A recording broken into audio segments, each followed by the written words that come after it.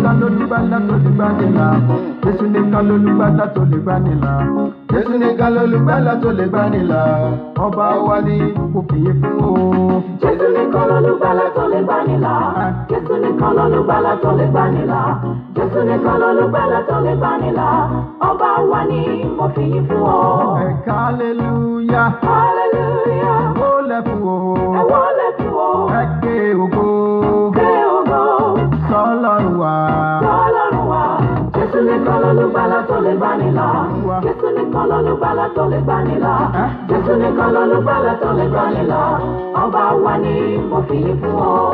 Ọlọ́run mi ìyanu ìyádùn akákàtìríkà akàkàtìríkà onípẹ̀lú ògo alùdẹ̀mùdẹ̀mù wòmíwòmí olórí aríran òjijì ọlá rẹ ìgòjìgòjìgò aláìnípẹ̀kun àrágbèrègèdè níbẹ̀ lóde ọ̀run alùgbàgbàgbà abalẹ̀ hamilẹ̀ abùkẹ́ amòkè agbára àìlópin ògbòmùgbòmù òkìkìtì ayé òkìkìtì ọ̀run òun nìkan ni aláyé alọ̀run òun nìkan ni alòrun gbàṣẹ ọba tí ń gbani ni ọba tí ń gbani ni ọba tí ń rí ni ọba tí ń sọ́ni ni ọba tí ń kọ́ni ni ọba tí ń yéni ni alágbàgbéyàwó olùpilẹ̀ṣẹ̀ òun láláṣẹ ẹ̀ka òdodo balógun ìgbàlà ọlọ́run mi àwọn kan ń wò ọ́ wọn ò mọ̀ pé wọ́n ní ojú wọn bọ́ wọ́n tẹrí ba fúdi ọpọlọ wọn dàrú wọ́n bọ́lẹ̀ ilẹ̀ tó dá taráyé ń bọ̀ ilẹ̀ ògùn wọn ṣebíṣẹ́ rẹ ni aráyé ṣìnà wọ́n fàjẹ́ ṣèyà wọ́n oṣó ṣe bàbá lọ́jọ́ ẹbọ pé oṣó mú wọn dájọ́ àjẹfẹ́jọ síbẹ̀ lọ́jọ́ ogúndé wọ́n gbalẹ̀ aláwo onífàpẹ́rẹ́ amúdàmọ́ àgbàlọ́ àpapín ìdáwó òun la fẹ́ gbàdúrà lé lórí lónìí. lọ́jọ́ ogúndé ohun pàtàkì ńlá lẹ́yìn tá a bá gbàdúrà fún àwọn orílẹ̀ tán. olórí ogun ìwọ ni ìwọ ni. àwa lọ sí pàtàkì kókó àdúrà kan tó nípọn. a ṣàlàyé ẹ̀ a ṣàlàyé ẹ̀ ṣùgbọ́n ẹja ṣíà ẹ̀ fún àwọn ọ̀rẹ́ wa torí àdúrà tí a fẹ́ gbà lónìí ó ṣe pàtàkì. kò sẹ́ni tó wá sáyé tí ò mórí wáyé. orí lọmọdé mú wáyé orí làgbà mú wáyé ẹni tó jàre orílẹ̀-èdè orí ló mú wáyé ẹni tó kú orí ló mú wáyé ẹni tó wà láàyè orí ló mú wáyé ẹni tó ya wèrè orí ló mú wáyé ẹni tó rí ẹ̀dá tó sùn ẹni tó jọba àlú ẹni tó dolórí iṣẹ́ tó dorí ilé iṣẹ́ ńlá orí ló ṣe kíni orí ló mú wáyé. nítorí ìdí èyí àdúrà tá a fẹ́ gbà lénìí ó ṣe pàtàkì ní aṣekúnrere rẹ̀ fún gbogbo ènìyàn níbikíbi tí ẹ bá wà. ẹ pe àwọn ọ̀rẹ́ yín ẹ pe ẹni tẹ́ rò pé ọ̀tá yín gan ni ẹ pè é ẹ jẹ́ kó náà wá kó wá jagun ẹ̀ yóò dáa fún wa iṣẹ́ olúwa ò ní bàjẹ́. coronavirus kò lè báṣẹ́ olúwa jẹ́ yóò máa tẹ̀síwájú sí ni. kò lè bàjẹ́ o iṣẹ́ olúwa kò lè bàjẹ́ o. ọjọ́ mo ti ń rókun kò gbẹ rí ọjọ́ mo ti ń rọ́ṣà kò má gbẹ ọjọ́ mo ti ń rọrùn kò já lulẹ̀ iṣẹ́ olúwa ni. ṣíyábáni ráì ṣíyábáni ráì ó bá nílé máa ṣètò ṣíyábáni ráì. ṣíyábáni ráì ṣíyábáni ráì ó bá nílé máa ṣètò ṣíyábáni ráì. ṣíyábáni ráì ó bá nílé máa ṣètò ṣíyábáni ráì. Thank you for you always there for us. As you are encouraging us, the Lord will encourage you and He will encourage all your children in the mighty name of Jesus. In the kingdom of God, we will not be backward. God bless you, mother. Confidence House, you are welcome. God bless you, sir. God bless you, ma. Sister Temitayo Adedeji, you are welcome. God bless you. Brother Moses Alonge, God bless you. Àwọn tí wà lójú yẹn lọ ní yẹn, God bless you.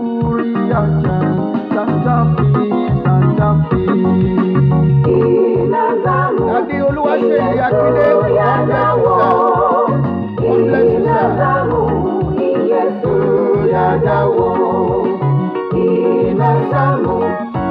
Bá a ṣe wọlé ẹ̀ka máa ń tẹ́wọ́ lọ́wọ́ ọba.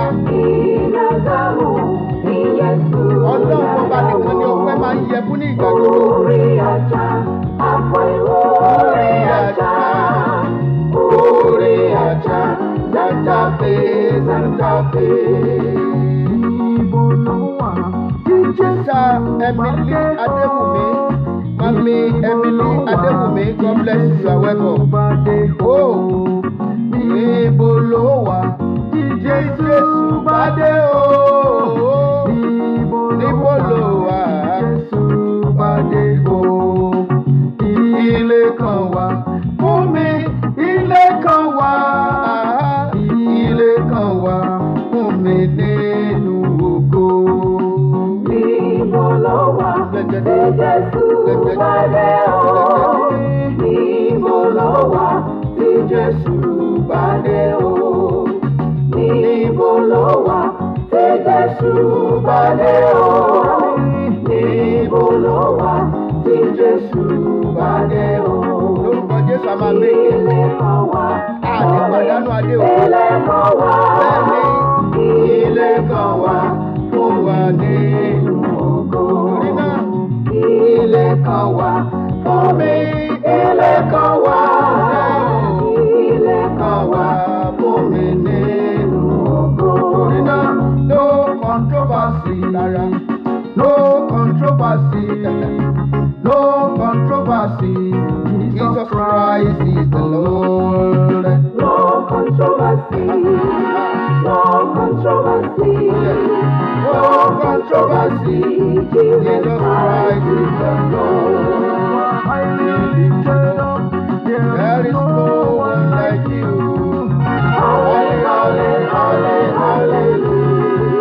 Hallelujah. Highly lifted up. There is no one like you.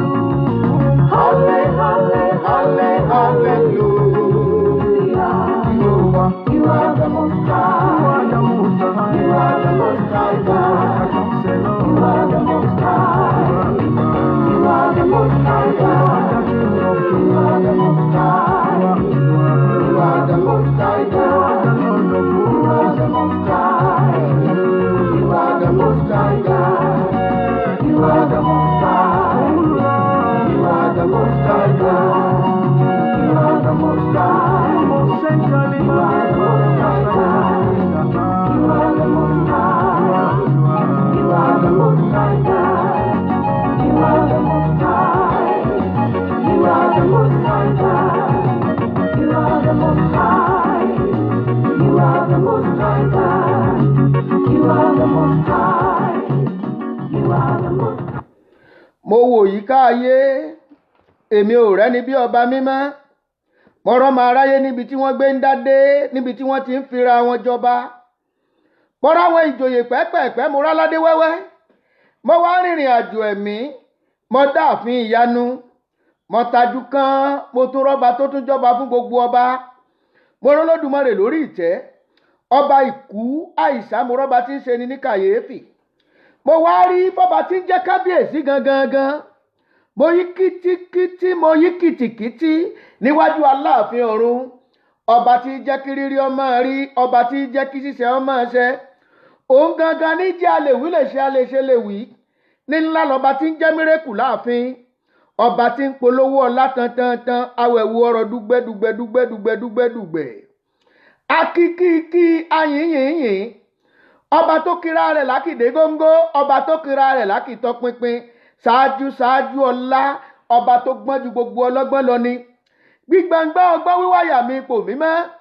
Ọba tó gbọ́ngbọ́ngbọ́n tọ́gbọ́n ò lè mú mọ́. Ọba tó mọ̀ tí mà ò lè mọ̀ tán. Olú ọgbọ́n tó kalẹ̀ sóde ọ̀run. Ọba digbidigbi nínú agbára bàbá mi ò mímí lẹ gbígbímù. Kábíyèsí o. Apẹ́ nínú ọlá ńlá ẹni àfọwọ́ tẹ̀rùtẹ̀rù tí ń bẹ lórí ìtẹ́ àánú. Ọba tí ń bẹ nínú ògo jùlọ. Ọba tó pé ní mímọ́, ọba tó pé ní gíga. Ní ti ọlá, ọba mi ju gbogbo aráyé lọ. Ní pàtàkì ipò, nǹkan lèdùmọ̀rè tí ń jọba lórí ìtẹ́ ìwà mímọ́. Ọba tó gbélé ọlá kalẹ̀ sínú ògo. Ṣẹ̀rùbà wọn lélẹ́dùmọ̀rè tí í jẹ́ mímọ́. Ọba tó faratì bí òkè.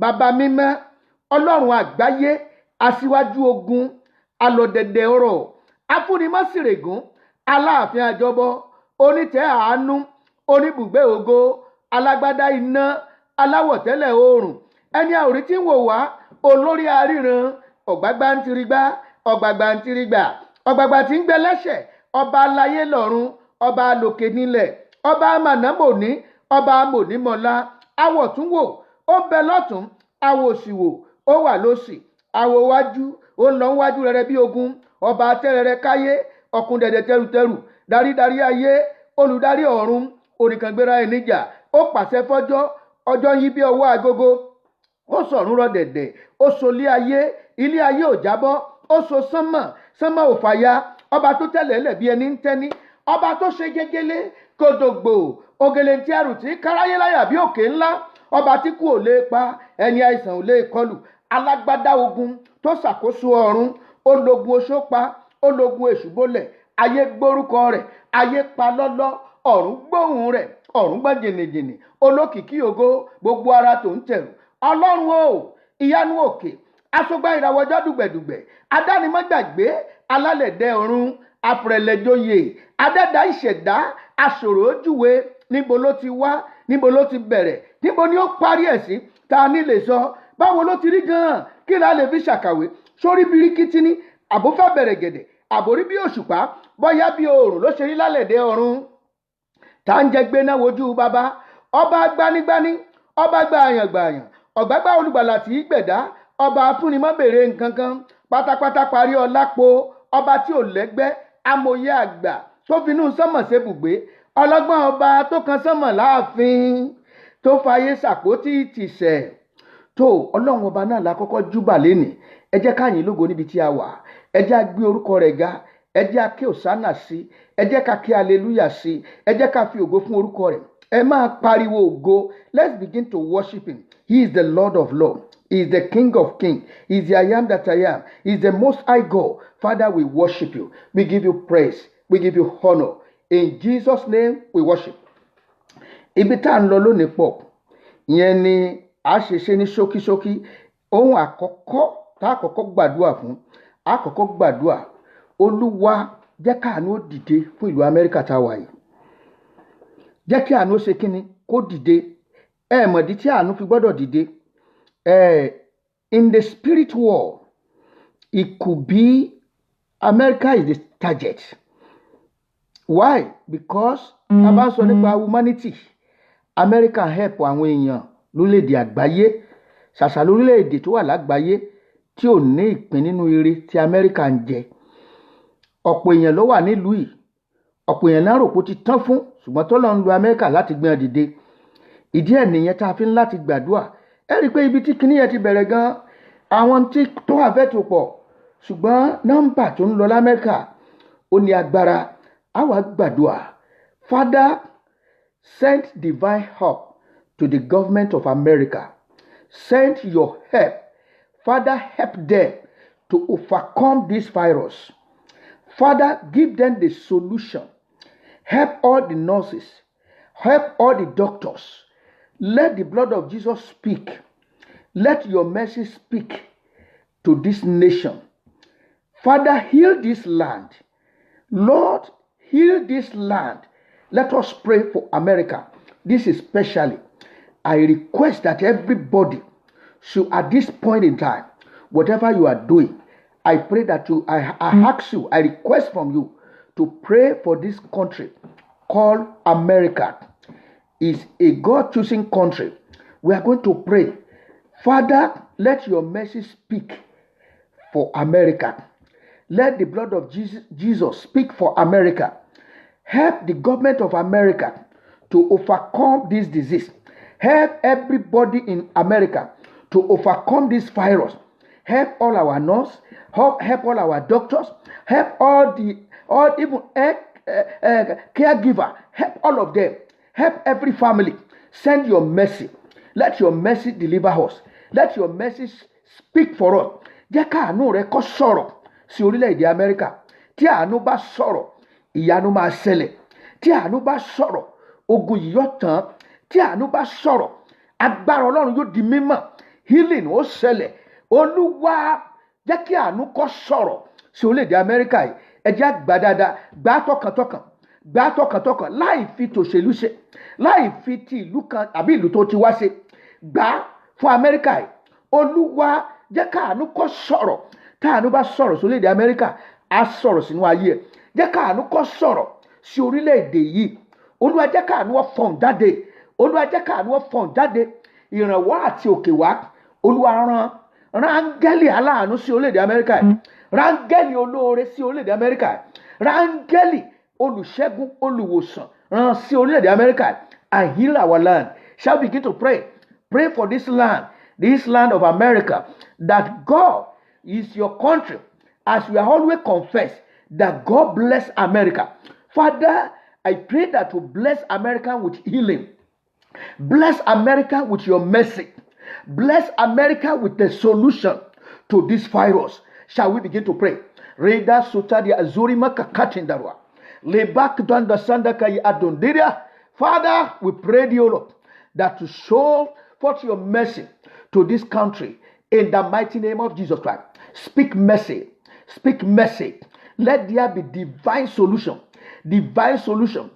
beyond human reasoning in the name of Jesus. Here, at all the children of God are crying. They were crying day and night. Hear our cry, O Lord. Hear our cry, O Lord.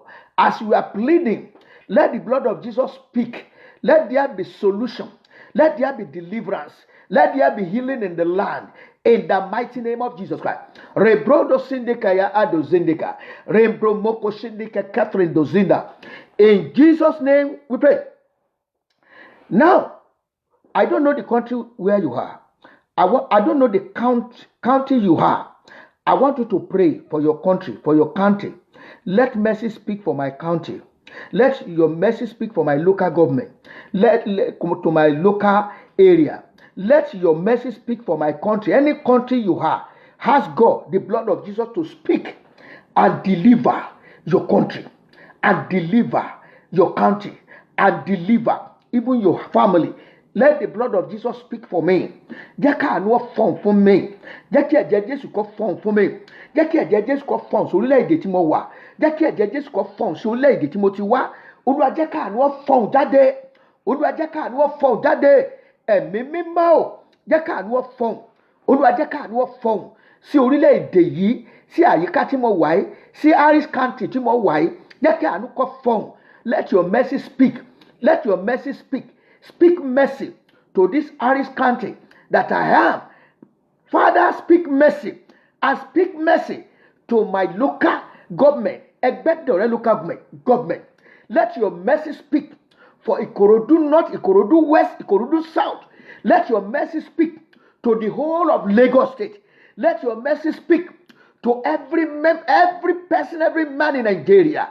Let your mercy speak to everyone in Osun State, in Oyo State, in Kwara State, in Ogun State, everywhere, in northern part of our country, in eastern part of our country. In Jesus' name we pray. Now I want to specially request that everybody, you help me pray for the country of Nigeria. Why?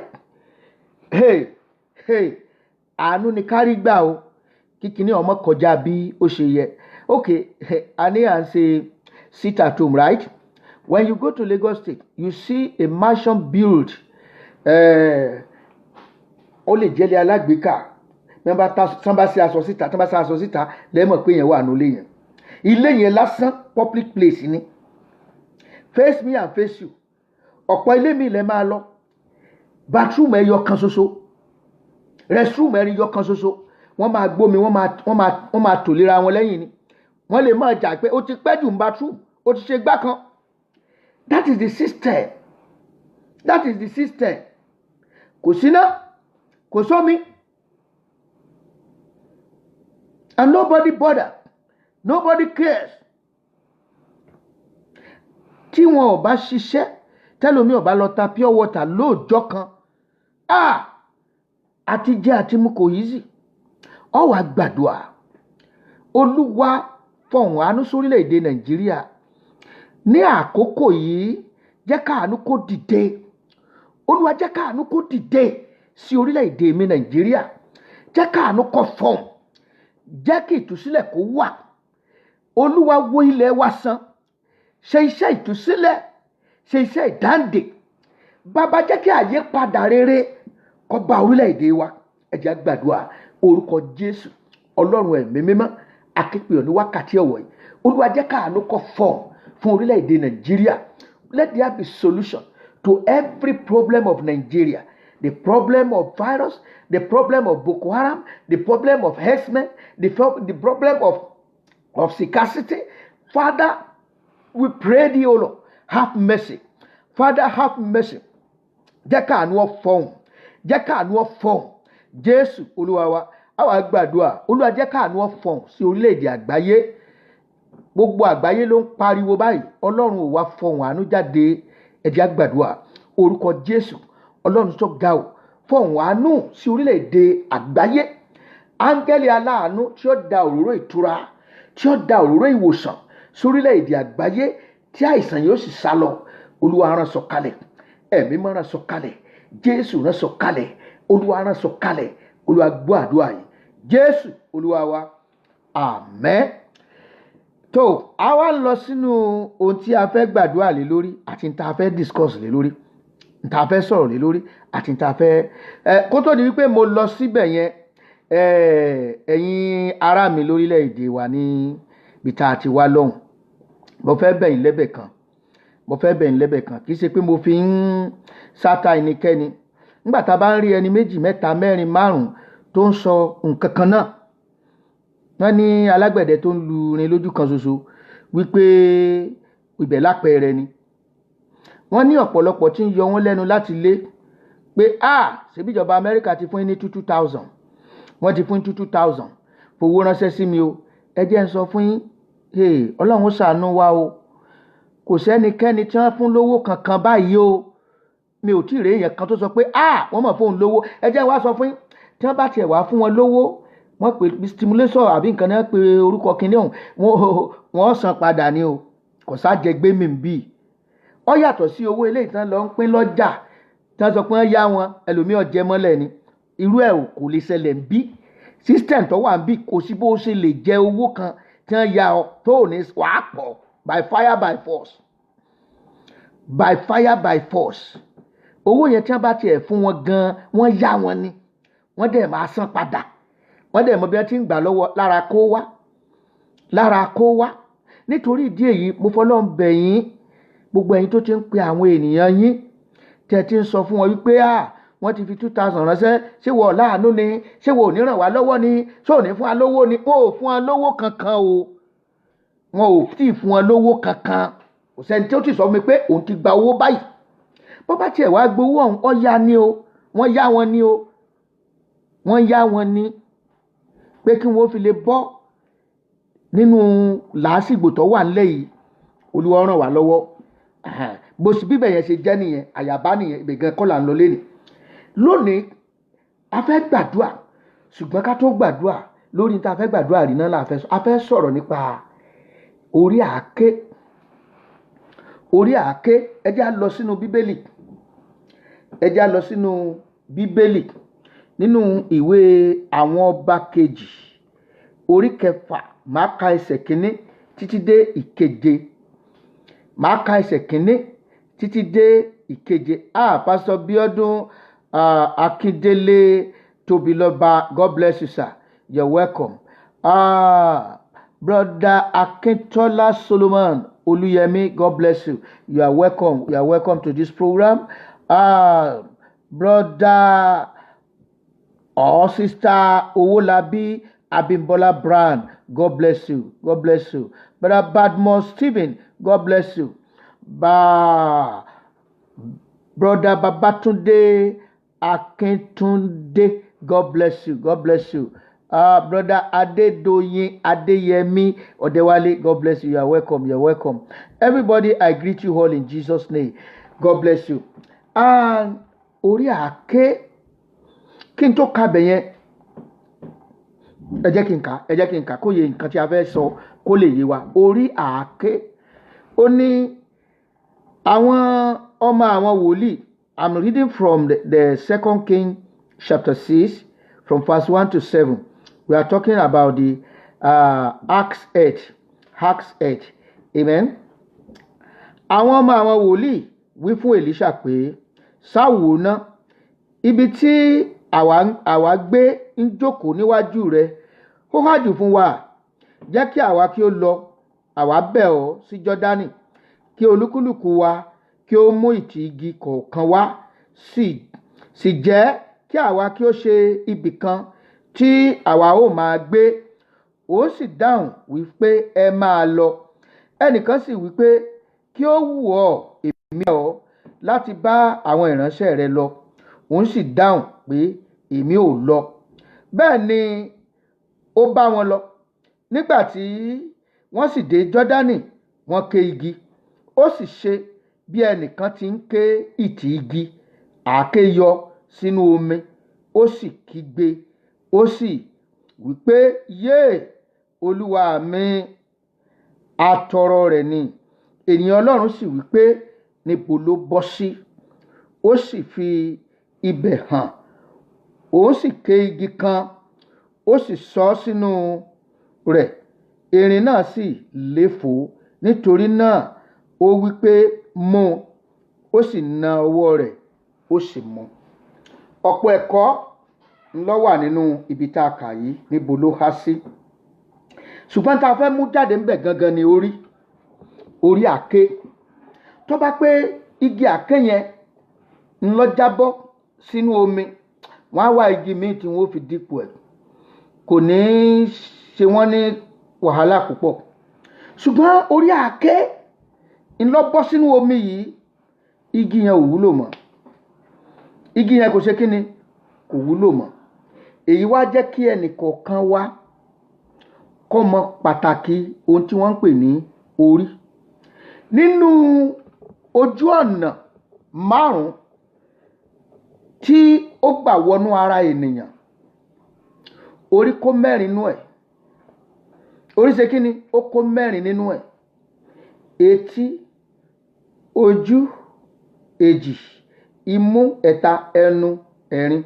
Àwọn ọ̀nà tí nǹkan lè gbà wọnú ara nìyẹn. Inú ojú, inú etí, inú ẹnu. Ìkejì ni ojú ara. Ìkarùn ni ojú ara. Tí Ọlọ́run ní jẹ́ kápá ó gé, bápá bá gé, ìrètí ń bẹ fún ẹni tápá rẹ̀ gé. Bí ẹsẹ̀ bá gé, ìrètí ń bẹ fún ẹni tí ẹsẹ̀ rẹ̀ gé. Ṣùgbọ́n tá a gé lórí, kò sí ìrètí mọ́ o. Bí orí bá ti kúrò nínú ara, àbùṣebùṣe nìyẹn o.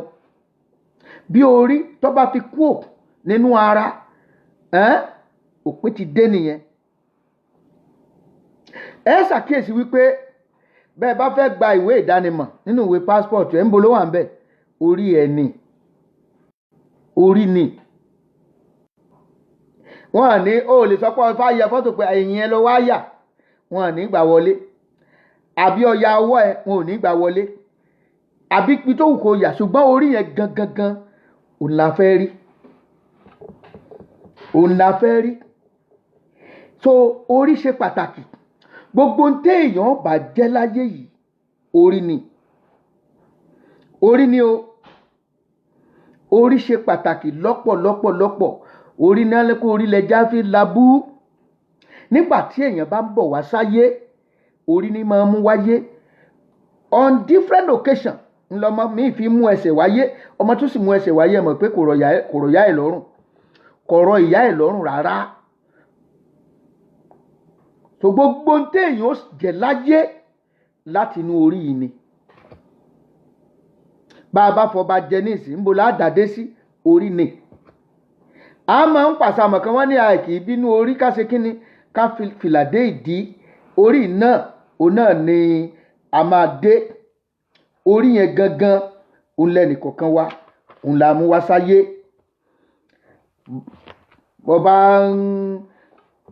Ọlọ́mọdé rẹ̀ bí wọ́n bá ṣe èèyàn kan àbí wọ́n pa èèyàn kan síbì kan àti dààmú tí wọ́n bá ti gé orí lọ. Ẹ ṣàkíyèsí àwọn tí máa ń ṣògùn owó náà.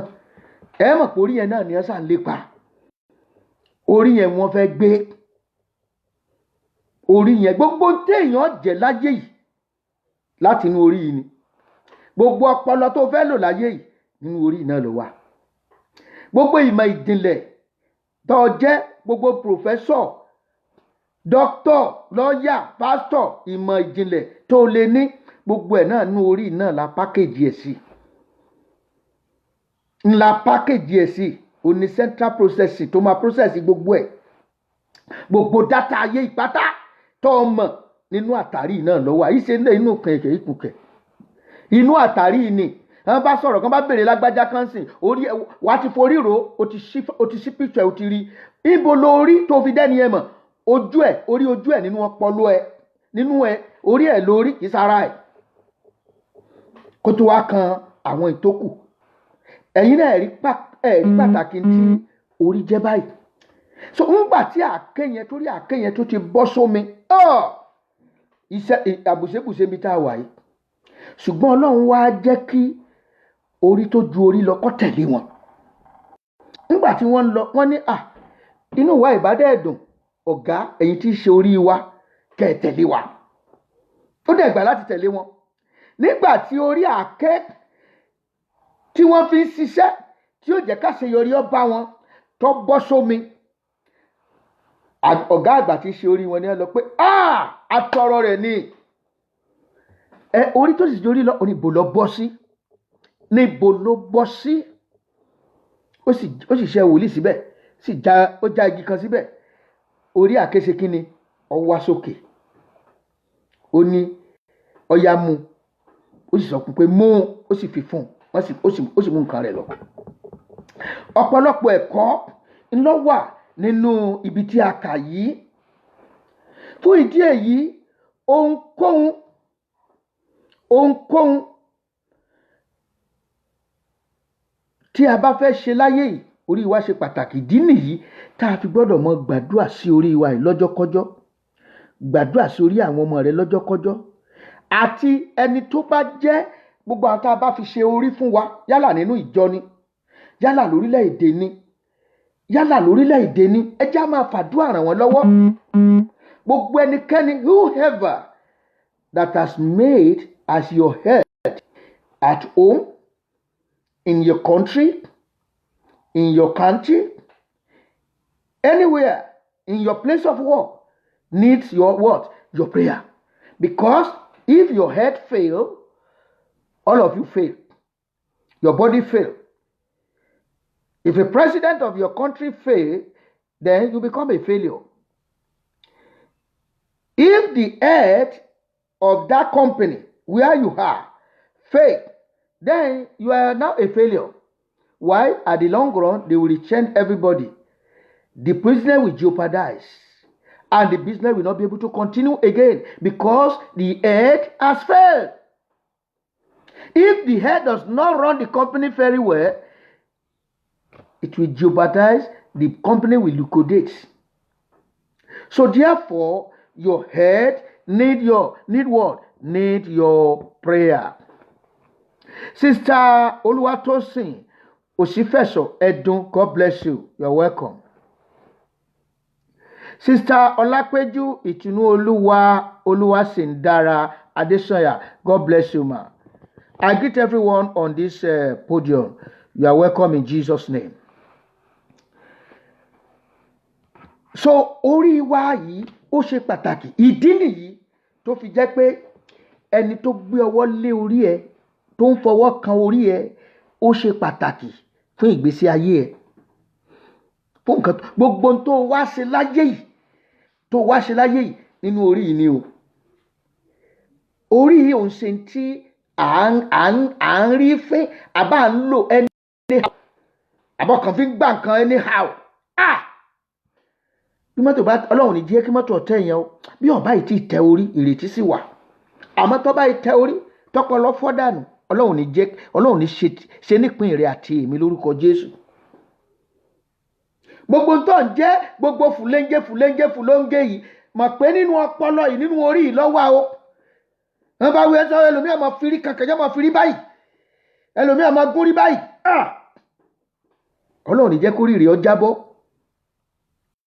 Gbogbo téèyàn jẹ́ láyé ìdí ẹ̀ nìyẹn ẹni tó gbọ́wọ́lé orí yẹn ó ṣe pàtàkì fún ìgbésí ayé ẹ̀.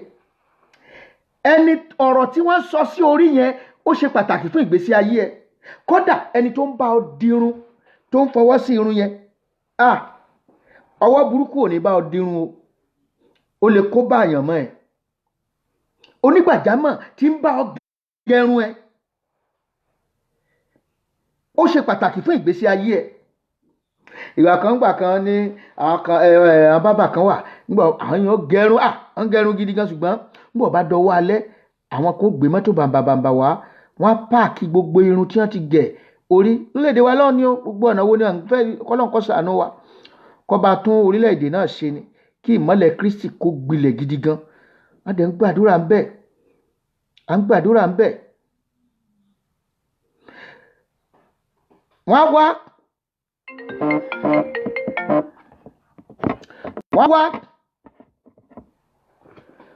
àwọn olówó gbé mọ́tò ńlá wá. Nígbà tí wọ́n bá wá, wọ́n á kó irun orí lọ, kí náà lọ fi ṣe? Wọ́n lọ fi ṣògùn owó. Wọ́n fẹ́ lo àyànmọ́ máa láyàn pé kò mọ́ pé lákòókò yìí. Ẹni tó wá rí irun orí yẹn á wá bẹ̀rẹ̀ sí ní lálàsí. Ẹni tó nunu orí yẹn á bẹ̀rẹ̀ ní káàkiri. Ẹni tó nunu orí yẹn á bẹ̀rẹ̀ sí ní ṣe wàhálà. Á dàbí ẹni tí kò mọ̀ ṣe. Á di ẹni tí ò mọ̀ ṣe mọ́. Á da láì mọ̀ ṣe mọ́.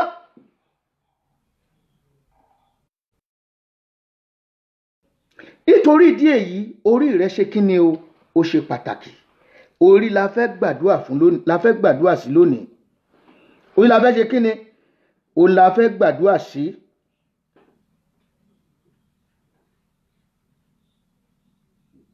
Kí ni pàtàkì tó fi ń fọ ọwọ́ rẹ gan?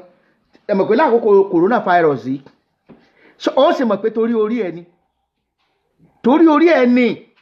Wàá rí wípé ìdí tí wọ́n fi ń fọ ọwọ́ ni wípé kì í ṣe pé ọwọ́ yẹn gangan ni wàhálà. Torí pé ọwọ́ yẹn nígbà tó bá ń bọ̀, ó ń lọ síbi orí rẹ wà. Wàá fi kan ojú, wàá fi rin etí, wàá fi yọ imú, wàá tún fi mú oúnjẹ, wàá fi jù sẹ́nu. Ìgbà tí ẹ rí pé àìsàn yẹn gbà tí ń bọ̀, ọmọ pàtàkì ibi tó ń lè gbà wọlé sínú ara. Pé bóun bá ti lè gba ibi ìwọlé àbùṣebùṣe, òun ó ṣiṣẹ́ tó ń fẹ́ ṣe. Ní ẹ ṣe ń pariwo ẹ fọwọ́ yín o. Ìdí ni wípé tó o bá fọwọ́ rẹ, ìdọ̀tí virus bó bá ń rin mú kò ní kó sí wọn nímú. Bó bá fọwọ́ yún ojú kò ní wọnú ojú lọ. Tó o bá fọwọ́ rin etí kò ní wọnú etí lọ. Bó bá ju oúnjẹ sẹ́nu ò ní ju virus sẹ́nu. Sórí pàtàkì orí rẹ báyìí. Pàtàkì nìyẹn o. Pàtàkì tó wà nínú orí rẹ nu. Bó o bá wá rúlà lórí ọ̀rọ̀ orí, ó ti dára fún ọ nìyẹn. So wá rí apá, ẹsẹ̀, itan, ikùn, ìránṣẹ́ ni wọ́n jẹ́ fún orí.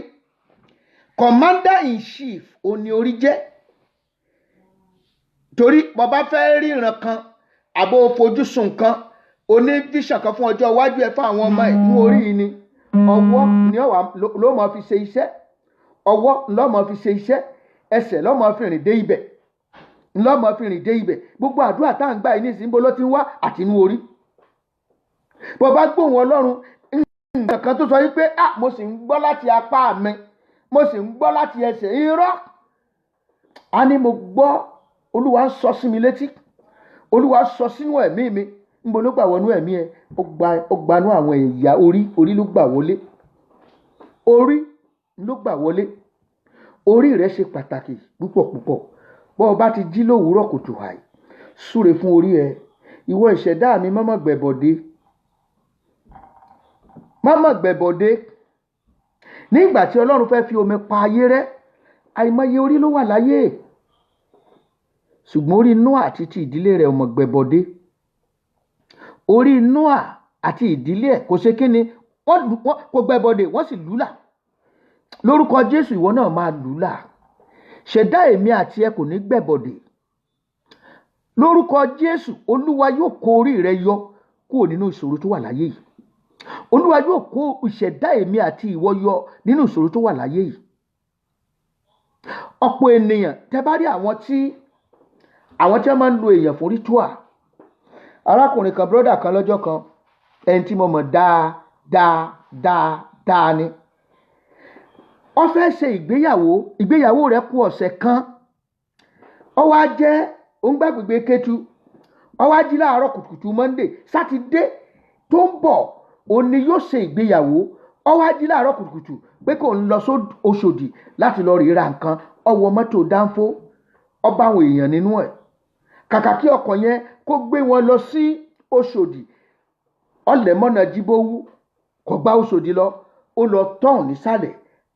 Eré ni àwàdà.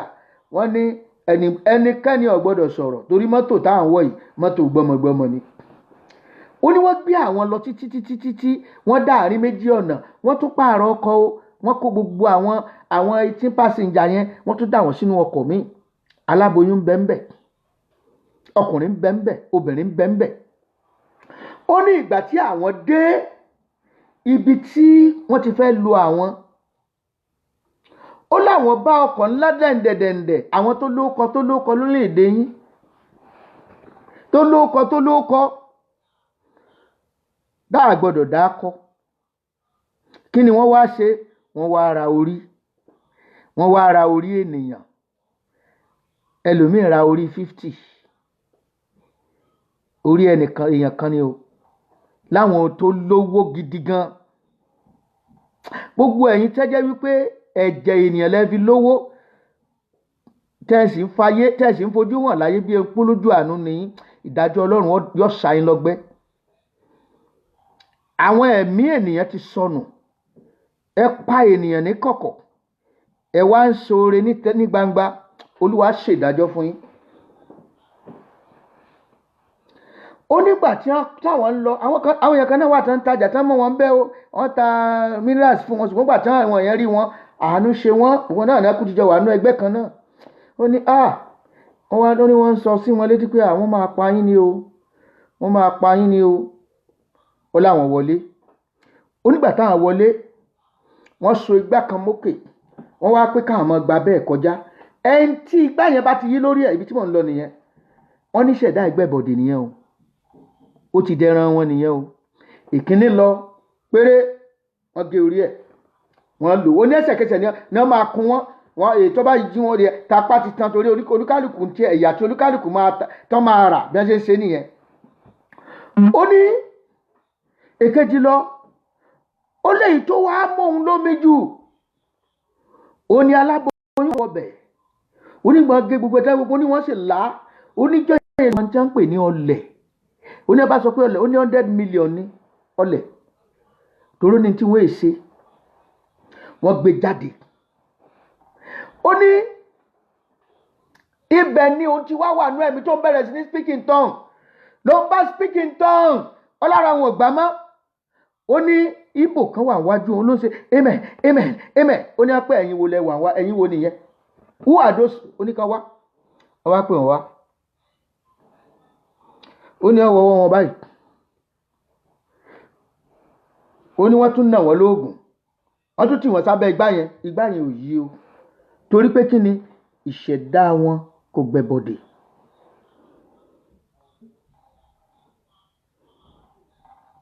Nígbà tí ó ní wọ́n tún wá wọn, ó ní wọ́n mú bàbá Ìgbò tó ṣe àmì yẹn náà, wọ́n náà náà ní nǹkan ọbọ̀ sábẹ́ kínní yẹn ò ṣiṣẹ́.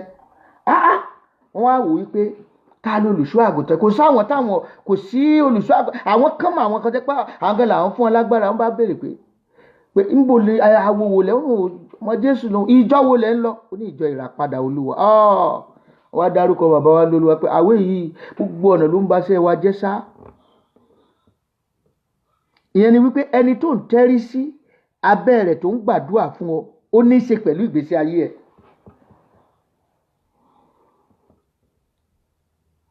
Ó ní ọba ní ẹnìkan bá sọ tí wọ́n bá ṣe lò ẹjá wéèsì wọn dànù. Ẹni tó wá wà nínú wọn tó jẹ́ kíni, ó ní tó ń wò yìí, ó ní ẹni tó bá pa ẹni torí orí rẹ̀ lé, ẹni náà kò ní di ọjọ́ kejì tí èfàyè sílẹ̀, kò sẹ́ni tó fẹ́ kú nú wọn. Wọ́n bá tì wọ́n dáadáa, bá ṣe lé wọn nìyẹn. Làwọn bá fẹsẹ̀ rìn, ẹni tí wọ́n gbé látẹ̀kọ́ nígbà àwọn jágbójágbó, àwọn já sí Ìkìrun látẹ̀kọ́. Sítórì ńlá lẹ̀ ń gbọ́ yìí. bọ́tí tí mo fẹ́ mú jáde ń bẹ̀ ni wípé ìṣẹ̀dá mi ò má ṣe gbẹ̀bọ̀dé, ìṣẹ̀dá àwọn ọmọ mi ò má ṣe gbẹ̀bọ̀dé, àìsàn tó ń jà kiri afẹ́fẹ́ bíbí tó olúwa ìṣẹ̀dá mi ò má ṣe gbẹ̀bọ̀dé. arákùnrin kan wà nínú agbe awo ńgbà kan, ó láwọn máa ń tó bá jọ aago 11 alẹ́ ó ní làwọn máa jáde ní agbègbè Abẹ́òkúta nǹkan kan wọ̀nyẹn, mi ní sọ̀rọ̀ ẹgbẹ́ awo tó wà, ẹgbẹ́ ọ̀dájú ni.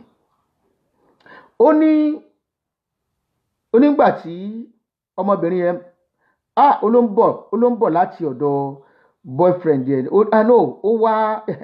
wá bóyá ó wá yàn wálé, bóyá ọ̀rẹ́kùnrin ẹ̀ boyfriend yẹn ó ní kò bá, ó wá ń padà lọ lálẹ́ lára 11 o'clock báwọn ṣe bá pàdé nìyẹn. làwọn pé ó láàánú ẹ̀ tí ẹ ṣeun, ó ló bẹ́ẹ̀ pé kán ṣàánú nǹkan mọ́ pa òun. ó lóun sọ pé ó lóun fẹ́ tú sílẹ̀, ó ní lẹ́sẹ̀kẹsẹ̀ làwọn awo ń sọ fóun, ó fẹ́ baṣẹ́ jẹ́ fún wa ni, irú iṣẹ́ wo nìyẹn? ẹyọ ògbálẹ̀ báyìí ó ní làwọn fi gé orí ẹ̀, ẹyọ ògbálẹ̀ ẹyọ kan olórí yẹn ṣábàì, orí yẹn ni wọ́n nílò. ó ní kùkùrákù yẹn ó lóun gbà ló mọ̀ pé kùkùrákù ènìyàn máa ń sá eré. ìṣẹ̀dá rẹ ò ní gbẹ̀bọ̀dé o, ìṣẹ̀dá àwọn ọmọ rẹ ò ní gbẹ̀bọ̀dé o, ìṣẹ̀dá mi ò ní gbẹ̀bọ̀dé, ìṣẹ̀dá àwọn ọmọ mi ò ní gbẹ̀bọ̀dé. ohun tá a fẹ́ gbàdúrà lé lórí ní àkókò ráńpẹ́ tó kù nìyẹn. ó fẹ́ gbàdúrà, à ń lọ sí ọ̀run, a fẹ́ délé ológo, ńbo la máa dé adé sí? orí yìí náà ni, orí yìí ni. ní ìgbà tí Jésù bá kó àwọn èèyàn jọ tó wàásù fún wọn, àwọn ẹ̀dá kan ó ronúpìwàdà, àwọn ẹ̀dá kan wọn ò ní ronúpìwàdà, orí ni o. àwọn ọmọ ẹ̀yìn 12 oní Jésù kó jọ, tí wọ́n ń bá Jésù jẹun, tí wọ́n ń bá Jésù mu. Júdásì ọjọ́ lọ́wọ́ ọ̀tún ẹ̀ ìmọ̀ fẹnu konu pẹ̀lú Jésù, ṣùgbọ́n ìṣẹ̀dá rẹ̀ kò lọ sọ́run. ẹ wo olè orí igi àgbélébù, gbogbo ìgbésí ayé ẹ̀ olè lo ìjà. àwọn méjèèjì wọ́n ń tàkà, ṣùgbọ́n ìgbà tọ́lọ́run pé orí tí ọ̀dà dé ògo ni, ọ̀rọ̀ àánú gbà. ìwọ náà máa rà àánú gbà lórúkọ Jésù. yìí ò ní kó máa mùkúnnú ẹ̀ṣẹ̀ o, àánú ni orí rẹ nílò. orí tó bá máa dádé, borí bá ti mọ gbógẹ́gbógẹ́, bí ọba dádé kò ní ṣàìdádé. bí èèyàn bá fẹ́ dẹ́ṣẹ̀, orí náà ni. gbogbo ohun tó rò nínú orí tó fẹ́ ṣe àwọn lára lọ́wọ́ wà máa ṣe àmúlò ẹ̀. bọ́ ọba fẹ́ dẹ́ṣẹ̀, inú orí ẹ̀ náà ni, inú orí ẹ̀ náà ni. ọkàn rẹ ló ti wò pé ọmọ ẹ̀ máa dà o, báwo ni ìbá ṣe rí? ìyẹn ni Jésù sọ wípé ẹni tó wo obìnrin, ó forí rẹ̀ láti inú ojú rẹ̀ ló ti rí gíláàsì rẹ̀, láì tí ìbá ṣe ó ló ti dẹ́ṣẹ̀ náà. torí pé lákòókò yẹn tó bá rí opportunity láti ṣe wàá hack tiẹ̀. ó fẹ́ pànìyàn àti inú orí náà ni. Ọlọ́run ó ṣàánú fún mi àti ẹ o. ó wàá gbàdúrà, wà ní Olúwa o, má jẹ́ kórìí mi ó gbẹ̀bọ̀dé. bó ṣe ń gbàdúrà yìí, wà gbọ́wọ́lé orí ẹ̀, bó ṣe ń gbà fún rẹ ló gbà fún àwọn ọmọ ẹ. Olúwa o, má jẹ́ kí ìṣẹ̀dá mi ó gbẹ̀bọ̀dé, má jẹ́ kí ìṣẹ̀dá àwọn ọmọ mi ó gbẹ̀bọ̀dé. Olúwa o, má jẹ́ kórìí mi ó gbẹ̀bọ̀dé. ó yá sọ di àdúrà, orúkọ Jésù, orúkọ Jésù. Olúwa o, má jẹ́ kórìí mi ó gbẹ̀bọ̀dé. Olúwa, ìṣẹ̀dá mi má jẹ́ ó gbẹ̀bọ̀dé, ìṣẹ̀dá àwọn ọmọ mi má jẹ́ ó gbẹ̀bọ̀dé. lórúkọ Jésù, ìwọ orí mi o, má ṣe gbẹ̀bọ̀dé o. lórúkọ Jésù, má gbẹ̀bọ̀dé. lórúkọ Jésù, má gbẹ̀bọ̀dé. orí àwọn ọmọ mi má gbẹ̀bọ̀dé. Jésù Olúwa wa. wà á tún gbàdúrà, wà á ní Olúwa o, má jẹ́ n sorí gbé. ọmọbìnrin yẹn ó ní ìgbà tí gbólóhùn tí arákùnrin yẹn lò ní, ó nígbà ó máa sorí gbé. àwọn ẹgbẹ́ tako wọn ní wọ̀gán làwọn lówó pé rárá o, ilé ìtì sorí gbé ń tiẹ̀ náà. wọ́n gbàdúrà, Olúwa má jẹ́ sorí gbé, má jẹ́ káwọn ọmọ mi ó sorí gbé, má jẹ́ lùgbàdì àìsàn tí ń jà kiri. Olúwa, ìṣẹ̀dá mi má jẹ́ ó gbẹ̀bọ̀dé àìsàn yìí, ìṣẹ̀dá mi má jẹ́ ó gbẹ̀bọ̀dé ikú òjijì, ìṣẹ̀dá mi má jẹ́ ó gbẹ̀bọ̀dé wàhálà, ìṣẹ̀dá mi má jẹ́ ó gbẹ̀bọ̀dé ibi. orí mi má sorí gbé, Olúwa má jẹ́ sorí gbé. ó yá gbàdúrà, orúkọ Jésù, Olúwa má jẹ́ sorí gbé tọmọtọmọ, má jẹ́ sorí gbé tayátayá, má jẹ́ sorí gbé tilétilé. Ìwọ ìṣẹ̀dá mi ò gbọ́dọ̀ gbẹ̀bọ̀dè, ìṣẹ̀dá àwọn ọmọ mi ò gbọ́dọ̀ gbẹ̀bọ̀dè, ìṣẹ̀dá aya mi ò gbọ́dọ̀ gbẹ̀bọ̀dè. Lórúkọ Jésù Olúwa wa, àmín. Mo bá wà láàyè ẹ, máa gbà kókó àdúrà là ń fún ọ. Wàá tún gbàdúrà.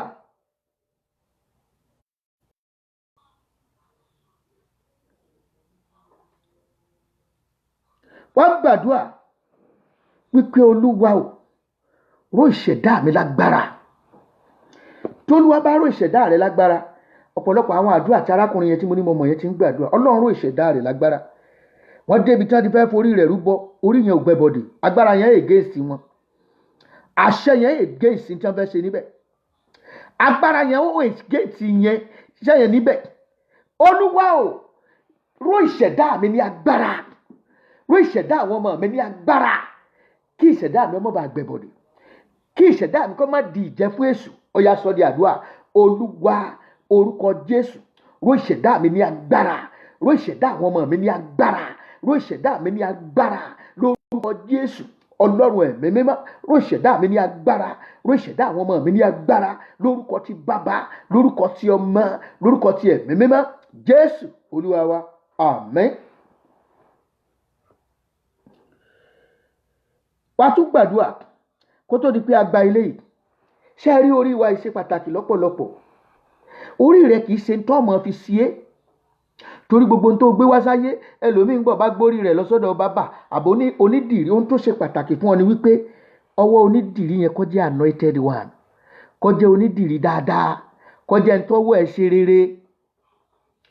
Ẹlòmíín torí owó bẹ́ńbẹ́ tí wọ́n ní kó san. Nígbà mo wà kéke tí n bá lọ ọ̀dọ̀ bàbá tí máa ń ṣerun fún mi nígbà yẹn, mi ò tí ì láya bàbá pọ́n ní mi.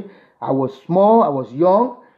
Tí n bá rí bàbá owó ìkíní pé bàbá ní wọ́n yìí náà ẹlẹ́dàá rẹ ni kó fi tún ṣe. Ẹlòmíì nítorí $10 báyìí, torí $5 báyìí, á bínú gbé orí rẹ̀ lọ sí níbi tí wọ́n ti ṣe orí yẹn lọ́sẹ̀. Èló ló fi tọ́jú orí rẹ̀ yìí?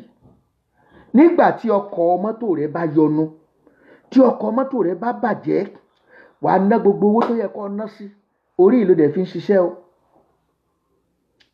Ọwọ́ dé ọ̀dọ̀ bàbá tó mọ̀ pé bàbá gidi ni, tí ì sàwọn bàbá tó gbẹ́bọ̀dè, torí iye tíntínní tó fi lé owó yẹn, ó bínú kò ń bẹ̀, ó bínú kò ń bẹ̀. Tọ́jú orí ẹ̀ má jẹ́ ó dọ̀tí, ṣẹ́wà orí ẹ̀ dáadáa, torí pé ibi ìṣúra ńlá ló jẹ́ fún ìgbésí ayé rẹ̀. Ibi ìṣúra ńlá ó ní orí rẹ̀ jẹ́, torí tí àwọn obìnrin tó bá ń tọ́jú ẹwà orí wọn gbà míì, ó ti ṣe pàtàkì náà tún ni, ṣùgbọ́n ọwọ́ tó tọ́jú ẹ̀yẹn ṣe pàtàkì. Bẹ́ẹ̀ náà làwọn ọkùnrin náà tá à ń gẹrun, ta ló ń bá gẹrun, bolo ti ń gẹ̀ ẹ́. Àkókò tó gẹrun lọ́dọ̀ lágbáyà, kí làwọn tó ṣẹlẹ̀ sí ọ? Òun máa observe nǹkan kan ni. Àkókò tẹ́nìkan bá ọ dirun, kó observe àwọn kankan ni. À ń gbàdúrà lórí orí. Ẹ jẹ́ á lọ sórí inú Psalm 23, àátòfin yẹn náà ẹsẹ̀ 5. Orí ìkan náà ni, orí ìkan náà ni, nítorí pé bàbá fẹ́ yan ọba, orí láàfi dádé yẹn. Bàbá fẹ́ yan olùṣọ́ àgùntàn, orí náà ni. Lọ́jọ́ tá a fẹ́ ordain mi as full pastor, bàbá wa ní Olúwa, ẹni tí bàbá wa ní Olúwa Pastor Yeye Adébóyè tó bá ta òrùlé lórí, a ti kọ́kọ́ dá ìsúnú àwẹ̀ náà. Gbogbo àwa tí a fẹ́ lọ nínú, tá a fẹ́ ordain wa yẹn, àkókò convention gbogbo program náà ṣe ń kọ̀ọ̀fẹ́, wọ́n kọ́kọ́ dá wa sínú káàmpù kan. Fóònù kò gbọ́dọ̀ bá wọbẹ̀, omi gbogbo ntí jẹ́ gbogbo kò gbọ́dọ̀ bá ẹ wọbẹ̀. Àkọ́kọ́ gbàdúrà náà ni. Àwa gba òróró nígbà tá à ń bọ̀ láti inú káàmpù tá a ti lọ, ibẹ̀ láti ń lọ gba òróró agbára. Nígbà tá a sì gba òróró agbára níbo la gbà sí? Orí wa náà ni. Àtijọ́ tí mo ti gba òróró agbára yẹn ní àwọn ọ̀nà tuntun bẹ̀rẹ̀ sí ní là fún mi. Ó ní àwọn ọ̀nà tuntun, yẹn ni pé ẹni tó ta òróró lé ọ lórí, ó ní í ṣe pẹ̀lú ìṣẹ̀dá rẹ. Ẹni tó gbọ́wọ́ lé ọ lórí, ó ní í ṣe pẹ̀lú àṣeyọrí ayé rẹ.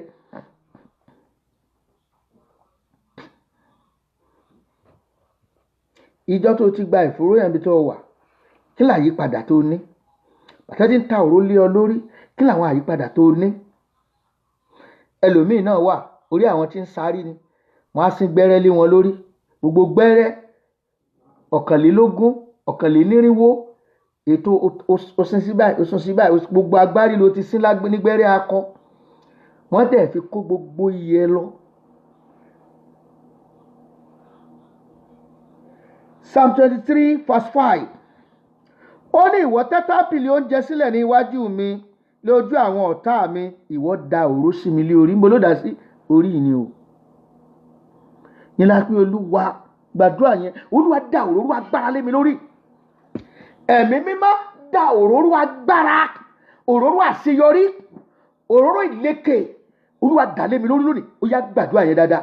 Orúkọ Jésù, orúkọ Jésù, da òróró agbára lé mi lórí, òróró àṣeyọrí, òróró ìbùkún, òróró ìgbéga, Olúwa dà lé mi lórí, Olúwa dà lé mi lórí, Olúwa dà lé mi lórí. Da òróró àṣeyọrí, Olúwa tú lé mi lórí, ẹ̀mọ́ tú lé mi lórí. Gbọ́ Olúwa, Jésù Olúwa wa. Ẹ jẹ́ àwòwé Exodus orí 29 káwò ẹsẹ̀ 6 àti 7. Exodus chapter 29. Let's look at verse 6 and 7. Ó ní ọkà báyìí pé ìwọ ó sì fi fìlà nì dé lé orí. Níbo ni a ní ká fi fìlà dé? Orí. Ìwọ ó sì fi adé mímọ́ nì sára fìlà náà. Nígbà náà ni ìwọ ó mú òróró ìtasórí. Òróró kíni? Ìtasórí. Ìwọ ó sì dà á sí i ní orí. Ìwọ ó sì fi òróró yà á sí mímọ́. Wá gbàdúrà, òróró àṣeyọrí láti ọ̀dọ̀ rẹ wá, Olúwa dà lé mi lórí lónìí. Òróró àlùyọ, òróró tí ò ní jẹ́ ń gbẹ̀bọ̀dè, òróró tí ó sàmì rẹ sí mi lórí, tí ó sàmì rẹ sí ayé mi, tí ó jẹ́ kí ìmọ́lẹ̀ rẹ ọmọ tàn níbi gbogbo tí ń bá lọ. Olúwa tú lé mi lórí. Òróró agbára tú lé mi lórí tọmọtọmọ, tú lé ọmọ mi lórí, tú lé aya mi lórí. Ẹ jẹ́ á gbàdúrà orúkọ Jésù. Olúwa o, òróró agbára tú lé mi lórí, òróró àṣeyọrí tú lé mi lórí, tú lé ọmọ mi lórí, tú lé aya mi lórí. Olúwa o, òróró àṣeyọrí tú lé mi lórí, tú lé mi lórí. Òróró ìbùkún tí ó máa lànà fún mi, ẹ̀mí mímọ́ o, tú lé mi lórí. Jésù Olúwa wa. Now wá gbàdúrà.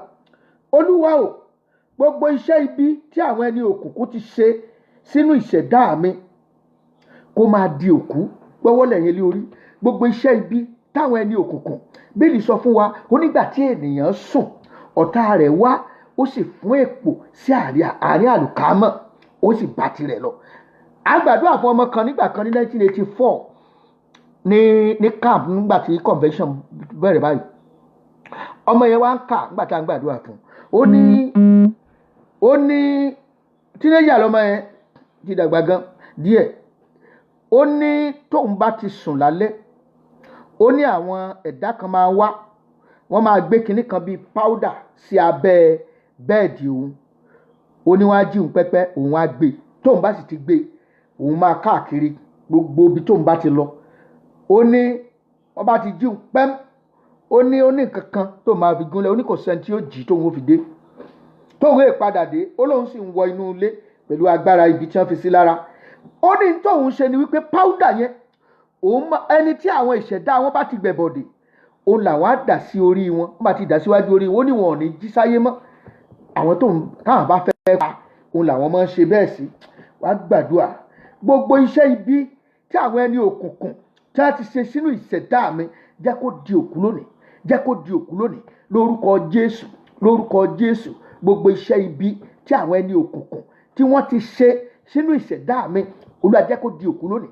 Ẹ̀mí mímọ́ o, jẹ́ kó dòkú lónìí. Jésù Olúwa wa. Àmín. Wá tún gbàdúrà. Wá ní Olúwa o, gbogbo gbẹ́rẹ́ tí mo ti sín sórí tó wá di ogun sínú ayé mi, Olúwa fi ẹ̀jẹ̀ Jésù pa oró ẹ̀ lónìí. Gbogbo gbẹ́rẹ́ tí mo ti sín sí àtàrí tó wá di ogun sínú ayé mi, Olúwa fi ẹ̀jẹ̀ Jésù fi pa oró rẹ̀ lónìí. Ó yá gbàdúrà yẹn dáadáa. Orúkọ Jésù, orúkọ Jésù, gbogbo gbẹ́rẹ́ tí mo ti ṣe sí orí tó wá di ogun sínú àtàrí mi, fi ẹ̀jẹ̀ Jésù fi pa orí ẹ̀ lónìí, fi pa oró ẹ̀ lónìí, fi pa oró ẹ̀ lónìí. Jésù Olúwa wa. Ṣé rí ọ̀pọ̀lọpọ̀ àwọn gbẹ́rẹ́ kankan tá a máa ń sìn yẹn, ó depend, ó dúró lórí nǹkan tí wọ́n fi ṣe, tí wọ́n fi pèlò ẹ̀ àti gbólóhùn tí wọ́n sọ lé lórí. Ọ̀pọ̀ gbẹ́rẹ́ yẹn ń gbà mí ó ní bí àpẹẹrẹ ẹni tó ṣe oògùn mọ́dàrí kan tí wọ́n sin gbẹ́rẹ́ mọ́dàrí kan lé lórí. Borí bá sapá kíníkan bá sapá apá kíníkan bá ṣe gbogbo ara tó jẹ́ wípé àwọn gbẹ́rẹ́ yẹn ló sín. Ohun tí wọ́n pè ní wọn kì í ṣe fún aláboyún. Ìdí ni wípé ẹ̀mí kan ni wọ́n bẹ̀ lọ́wọ́ ẹ̀ ń ṣẹ́. Ẹ̀mí yẹn ni ó máa tẹ̀lé ẹni tí wọ́n ní kó tó fi perí ẹ̀ yẹn. Òní ó máa tẹ̀lé tí ó máa ṣe olùṣọ́ fún kiri. Tí wọ́n bá ṣe fún aláboyún yóò dì fọ́ọ̀mù ọmọ inú ẹ̀. Yóò dì fọ́ọ̀mù ọmọ inú ẹ̀. Ìgbàgbà tí wọ́n á ṣe kíní fún ọ, ìjọ ọmọ tí ó lẹ́yìn ẹ̀ nígbà tó bá yá. Sọ ọmọ pé yóò lẹ́yìn, ó lè padà wá di ogun sínú ayé ẹ̀. Torí ẹ̀mí tó pè tó ń rán níṣẹ́ tó tẹjọ́ kiri tí wò ó rí òun rí ẹ. Ó lè fẹ́ béèrè ẹ̀tọ́ rẹ̀ lọ́jọ́ kan tó sì mọ tó fi tù lójú. Ńlọ bá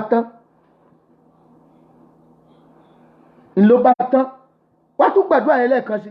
Gbogbo gbẹ́rẹ́ tí mo ti sé sínú àgọ́ ara mi, tí mo ti sé sínú orí mi, tó wá di ogun fún mi.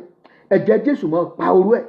Gbogbo májẹ̀mú tá a ti fi mú mi wọ̀ nípa gbẹ́rẹ́ sísín, nípa àṣejẹ tí mo tẹnu mi jẹ, ara orí náà ló wà.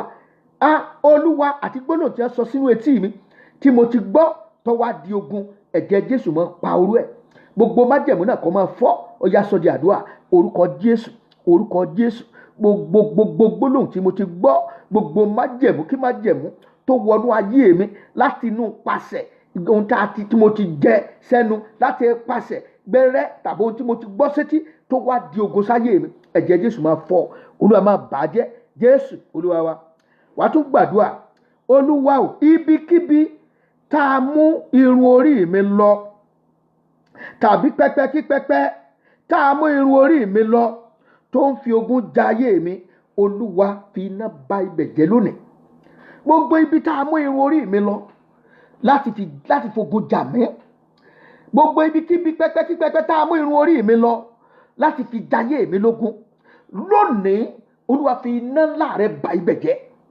Olúwa fi iná rẹ̀ bà ibẹ̀ jẹ́ lónìí. Ẹ jẹ́ á gbàdúrà lórúkọ Jésù, lórúkọ Jésù. Gbogbo ibikíbi ètà amú irun orí mi lọ, ètà amú ìṣẹ̀dá mi lọ láti fi jayé mi lógun, Olúwa fi iná bà ibẹ̀ jẹ́ lónìí. Ayérayé fi iná bà ibẹ̀ jẹ́ lónìí. Jésù Olúwa wa. Àmín. Ó kù rébété. Wàá tún gbàdúrà yìí pé ohunkóhun tí wọ́n ti lo irun orí mi fún tó di ogun fún mi, Olúwa máa bàjẹ́ lónìí. Arákùnrin kan, bàbá wa ní Olúwa gbàdúrà fún ní the last convention tá a ṣe 1980 ní Èbúté Mẹ́ta. Ọkùnrin yẹn taxi báyìí ló wà. Bó ṣe wọnú ọgbà, taxi tuntun ó sì park, ó sì bọ́ gbogbo ẹ̀wù ẹ̀lẹ̀, ó sì tẹ̀ mọ́lẹ̀, sáré káàkiri. Wọ́n bá sáà rọmú, wọ́n rọmú. Kọ́lọ́n tó wá tú àṣírí ẹ̀ hàn pé wọ́n do irun rẹ̀, wọ́n fi sín gbẹ́rẹ́ kan àbí irun wèrè kan, wọ́n fi sín gbẹ́rẹ́ fún. Wọ́n sín àwọn gbẹ́rẹ́ kan sí àárín orí ẹ̀. Wọ́n gbàdúrà láti fọ́ gbogbo májẹ̀mú yẹn kó tó rí ìtúsílẹ̀. A gbàdúrà gbogbo májẹ̀mú tá a ti lo irun orí mi fún tó ń fogun jà mí, ẹ̀jẹ̀ Jésù máa fọ́ lónìí. Ó yá gbàdúrà yẹn dáadáa lórúkọ Jésù. Olúwa, gbogbo májẹ̀mú ibi tá a ti lo irun orí mi fún tó ń fogun jà mí, Olúwa máa fọ́ lónìí, máa fọ́ lónìí, máa fọ́ lónìí. Jésù Olúwa wa. Wàá tún gbàdúrà. Olúwa o, gbogbo onídìrí ojú oorun, gbogbo gẹrígẹrí ojú àlá, gbogbo onígbàjámọ̀ òkùnkùn tó fẹ́ paná ògo mi, Olúwa ṣètẹ̀bọmi ìparun fún wọn. Olúwa ṣètẹ̀bọmi ìparun fún wọn lónìí. Gbogbo lòun àdúrà ẹlẹ́ẹ̀kan sí. Gbogbo onídìrí ojú oorun, gbogbo gẹrígẹrí ojú àlá, gbogbo onígbàjámọ̀ òkùnkùn tó fẹ́ paná ògo mi, olúwa ṣètẹ̀bọmi ìparun fún wọn lónìí. Gbàdúrà yẹn dáadáa. Orúkọ Jésù, orúkọ Jésù, gbogbo onídìrí ojú àlá, gbogbo gẹrígẹrí ojú oorun, gbogbo onígbàjámọ̀ òkùnkùn tó fẹ́ paná ògo mi, tó fẹ́ paná ògo ọmọ mi, tó fẹ́ paná ògo aya mi, ẹ̀mí mímọ́ ṣètẹ̀bọmi ìparun fún wọn lónìí. Kí n má ṣe rí wọn mọ́, kí n fún wa ní ìṣẹ́gun, fún ọmọ mi ní ìṣẹ́gun, fún aya mi ní ìṣẹ́gun, fún èmi náà ní ìṣẹ́gun. Mú mi borí gbogbo àwọn tí dirí fúnni lójú oorun, gbogbo àwọn tí gẹrun fúnni lójú oorun. Èmi mímọ́ ṣá wọn lọ́gbẹ́ ikú, jẹ́ kí wọ́n wọ ní ìdí ayérayé lọ. Tú mi sílẹ̀, tú ọmọ sílẹ̀, tú aya sílẹ̀, tú ìdílé mi sílẹ̀ kó lọ́wọ́ àwọn onígbàjámọ̀ òkùnkùn. Olúwa gbọ́, Jésù Olúwa wa, àmín. Wàá tún gbàdúrà, wàá ní Olúwa o, jẹ́ kí gbogbo iṣẹ́ fárífárí ojú oorun lórí ayé mi, Olúwa jẹ́ kó máa bàjẹ́ lónìí lórúkọ ti Jésù Kristi. Gbogbo iṣẹ́ fárífárí ojú oorun, ẹlòmíì ti lálàá, wọ́n ti gérun orí ẹ̀ lọ. Wàá gbàdúrà, iṣẹ́ yẹn gbọ́dọ̀ bàjẹ́. Wọn ò lè wá gé irun ẹ lójú ayé kí wọ́n kọ́ńtà dédé ọ̀gbẹ́ kí wọ́n máa gé irun ẹ, ò lè gbà, ṣùgbọ́n wọ́n á gé lójú oorun. Wọ́n gbàdúrà, gbogbo iṣẹ́ tí fárífárí, iṣẹ́ fárífárí ojú oorun tí wọ́n ti ṣe lórí ayé mi, jẹ́ kó bàjẹ́ lónìí. Gbogbo irun mi tá a gé, tá a tójú oorun gé lọ, gbogbo iṣẹ́ ibi tí wọ́n fi ṣe, Olúwa máa fọ́, ẹ̀jẹ̀ Jésù máa fọ́. This is invisible war, and we have to attack it with invisible power of God. Olúwa o, gbogbo onígbàjámọ̀ òkùnkùn yìí, gbogbo àwọn fárífárí ojú oorun yìí tí wọ́n bá ayé mi jagun, gbogbo ìmọ̀ wọn kó di asán. Gbogbo tí a ti lo irun orí mi fún, tá a fi ṣe mí níbi, ẹ̀jẹ̀ Jésù máa bàjẹ́. Olúwa máa fọ́ dànù, máa gbà dáadáa lórúkọ Jésù, lórúkọ Jésù. Olúwa jẹ́ kí gbogbo iṣẹ́ fárífárí ojú oorun lórí ayé mi, lórí ayé ọmọ mi, lórí ayé aya mi, lórúkọ Jésù yó máa bàjẹ́ lónìí, lórúkọ Jésù kó máa bàjẹ́. Olúwa gbàdúrà, Jésù Olúwa wa. Wà tún gbàdúrà wá ní Olúwa o, ohun tó ní kí ìṣẹ̀dá mi ó wá ṣe láyé tí ogun ayé tilẹ̀kùn mọ́, Olúwa fi iná gbé jáde. Gbàrọ̀ ẹ̀ lé orí pé Olúwa o, ohun tó ní kí ìṣẹ̀dá mi ó wá ṣe láyé, ògo tó ní kórìí mi ó wá lò láyé tí ogun ayé tilẹ̀kùn mọ́, Olúwa fi iná gbé jáde. Ẹ̀mọ́ fi iná gbé jáde. Ó yá sọ́ di àdúrà, sọ́ di àdúrà, sọ́ di àdúrà, sọ́ di àdúrà. Orúkọ Jésù, ohun tó ní kí n wá ṣe láyé tí ogun ayé tilẹ̀kùn mọ́, ẹ̀mí mímọ́ ò fi iná gbé jáde. Olúwa fi iná gbé jáde lónìí. Ayérayé fi iná gbé jáde. Olúwa fi iná gbé jáde. Ẹ̀mọ́ fi iná gbé jáde. Olúwa fi iná gbé jáde. Olúwa fi iná gbé jáde. Ohun tó ní wá ṣe láyé tí ogun ayé tilẹ̀kùn mọ́, tí ogun ayé tilẹ̀kùn mọ́, Olúwa fi iná gbé jáde. Ògo tó ní kí n wá lò tí ogun ìdílé tó tilẹ̀kùn mọ́, tí ogun ọ̀tá láti ibikíbi lójú ayé lójú oorun tí wọ́n tilẹ̀kùn mọ́, Olúwa pè ìṣẹ̀dá mi jáde, mú mi jáde sí gbangba, mú ògo mi jáde gbangba, mú ògo mi jáde gbangba. Gbọ́ Olúwa wa, Jésù Olúwa wa, àmín. Finally, wàá wá bẹ̀rẹ̀ sí ní súre fún orí ẹ̀. Wàá máa pàṣẹ, ìwọ orí mi, o gbọ́dọ̀ ṣe rere, o gbọ́dọ̀ dádé, o gbọ́dọ̀ lọ́lá, o gbọ́dọ̀ rí ṣe, aláàánú gbọ́dọ̀ wá ọkàn. Ìwọ ìṣẹ̀dá mi, o gbọ́dọ̀ gbẹbọdé àìsàn, o gbọ́dọ̀ gbẹbọdé ogun oṣó, ogun àjẹ́, ó di aṣẹ́gun lónìí. Máa súre fún orí rẹ yẹn, máa súre fún lórúkọ Jésù, lórúkọ Jésù. Ìwọ ìṣẹ̀dá mi o, lórúkọ Jésù, ogun ayé ò gbọ́dọ̀ borí ẹ, ogun ọ̀tá ò gbọ́dọ̀ borí ẹ, ogun èṣù gbọ́dọ̀ borí ẹ. Lórúkọ Jésù, wàá rí ire gbà, aráàlú gbà, wàá lu àlùyọ, ọ̀nà kó ṣí fún ọ, ọ̀nà kó là fún ọ. Áńgẹ́lì olóore kó máa yí ọ ká, ọ̀nà kó máa là, ọ̀nà kó máa ṣí. Lórúkọ ti Bàbá, lórúkọ ti Ọmọ, mo rí tèmi ṣe, ogun ṣẹ́. Jésù Olúwa wa, àmín. Ìwọ ìṣẹ̀dá mi o, wàá délé ológo, wàá délé ológo, wàá gbadé ìyè, ò ní kú sọ́nà bí èéfín, ò ní ṣubú ara, ò ní ṣubú ẹ̀mí. Máa sọ lórúkọ Jésù. Mi ò ní lọ ọ̀run àpáàdì, ìjọba ọ̀run ni màá lọ. Màá ṣàṣeyè, màá ṣàṣeyọrí lórúkọ ti Bàbá, lórúkọ ti Ọmọ, lórúkọ ti Ẹ̀mí Mímọ́. Bí kò ń pa lọ́tùn, bí kò ń pa lósì, kì yóò súnmọ́ mi, kì yóò súnmọ́ ọmọ mi, kì yóò súnmọ́ ilé mi. Lórúkọ Jésù, lórúkọ Jésù, mo rà àánú gbà. Jésù Olúwa wa, àmín. Orúkọ Jésù, orúkọ Jésù. Mo gbàdúrà fún ọ lónìí, bó o ti súre fún orí rẹ yẹn, ẹ̀mọ́ kó súre fún ọ. Agbára Ọlọ́run kó wọnú ìṣẹ̀dá rẹ lọ. Ogun tí ń ja ìṣẹ̀dá rẹ kó wọlẹ̀ lónìí. Ogun àìsàn tí ń rìn káàkiri àgbáyé, ìṣẹ̀dá rẹ ò ní gbẹ̀bọ̀dé ẹ̀, ìṣẹ̀dá àwọn ọmọ rẹ ò ní gbẹ̀bọ̀dé ẹ̀. Àánú kó fọ̀n lé ọ lórí, ògo rẹ kó fọ̀n jáde. Àánú Ọlọ́run kó fọ̀n lé ọ lórí, ògo rẹ kó fọ̀n jáde. Lọ rí ṣe, lọ rí àánú gbà, lọ lu àlùyọ. Lẹ́yìn gbogbo, lórúkọ Jésù, èmi tiẹ̀ á wà láàyè agbègbè ọpẹ́ ògo yóò jẹ́ ti Ọlọ́run bẹ́ẹ̀ ló máa rí o ó ti rí bẹ́ẹ̀ lórúkọ ti bàbá ti ọmọ àti ti ẹ̀mí mímọ́ Jésù Kristi Olúwa wa amen. God bless you. My name still remains Pastor Adekunle Stephen Adedeji, popularly known as Kunle Ọmọ Aláàfin Ọ̀run. You can reach me through my number +1 281 857 3658 +1 281 857 3658. I'm from the Redeemed Christian Church of God, Fountain of Power, Orísun Agbára, English Rock Yorùbá Parish. Ìjọ kan ṣoṣo gbọ̀n tí ìjọ Ìràpadà tó yẹ pé Yorùbá àti òyìnbó gbogbo ẹ̀ làwa ń sọ nínú ìjọ tiwa la fi ń gbàdúrà òun la fi ń wàásù. Ẹ lè darapọ̀ wà lórí aago wọn a máa gbọ́ àwọn tó wà lórí Facebook àwọn náà máa wò wá Bible study láago 7 ní ìrọ̀lẹ́ ọ̀la. God bless you. It is well with you in the mighty name of Jesus. You will make it. You will succeed. You will prosper in the mighty name of Jesus. In the name of Jesus, you will live to testify to the glory of God in the land of the living. In Jesus' mighty name, amen.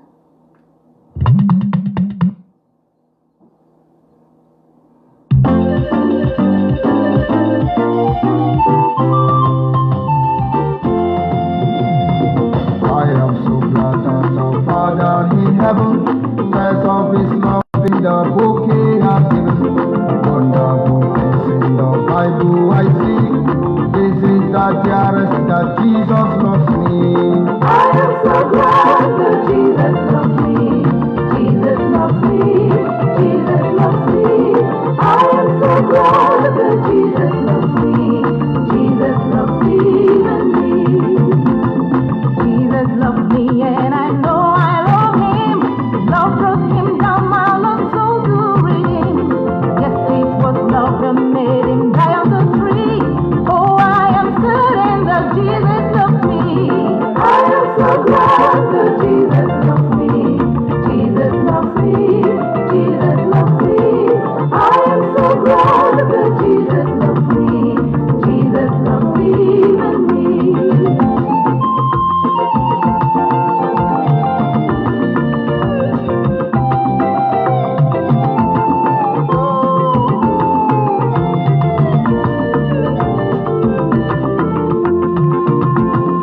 In this assurance I find sweetest rest. Trusting in Jesus, I know I am blessed. Satan is scared of my soul, do not flee. When I just tell him that Jesus loves me. I